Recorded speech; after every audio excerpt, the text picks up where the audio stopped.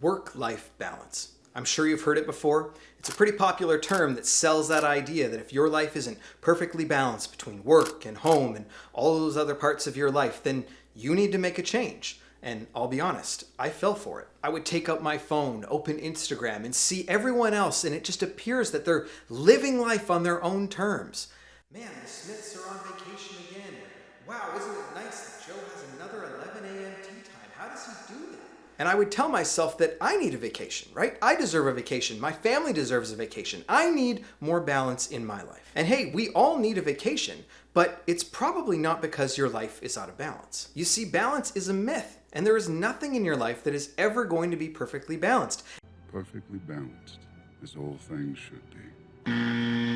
And even the idea that balance should be the goal is such a dangerous myth because it causes us to make changes maybe when we shouldn't. I can guarantee that if you want to be an impact player in any area of your life, then you are going to have to very strategically and very specifically throw your life way out of balance to create that impact. Gary Keller in his book The One Thing says, "To achieve extraordinary results, you must choose what matters most and give it all the time it demands." So then the question becomes not whether or not your life is out of balance, it's going to be a question of how long is my life going to be out of balance in this particular area? For what pursuit? To what end? What type of capacity am I going to need to be able to have in all the different areas of my life to be able to pursue this? It becomes a matter of value and priorities. So what can we do? Because inevitably, this conversation of work-life balance is going to come up. It's going to come up with well-meaning friends and family. It's going to come up in social media and social pressures on your life. But before you convince yourself that you need to go and start making drastic changes in your life,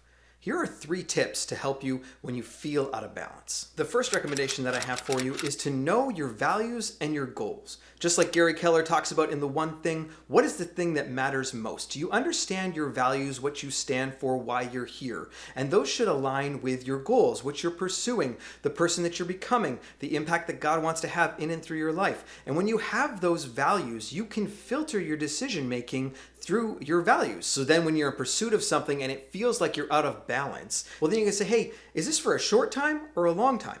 Does this align with my values? Is this a part of something that I am shooting towards? You know, when you're doing college exams in those last week of 4th year, it's overwhelming, but it's a short period of time, relatively speaking, and you're going to be through that stress and out the other side and hopefully pursuing that calling that God has for your life. If you know your values, then it really allows you to be strategic with how you throw your life out of balance, how long you throw your life out of balance, and what that looks like. And the second thing I'll recommend is to manage your capacity, not your time. There are so many time management tips, tricks, and hacks that you can use, and they are really good, and you should use them. But the reality is if you get home and one of your core values is family, and you have no capacity to get off the couch to spend time with your kids, then you've failed. Because if you just manage your calendar to the max, that's not the goal. For myself, it means that I say no to a lot of things, because I know what fuels me, and I know what drains me.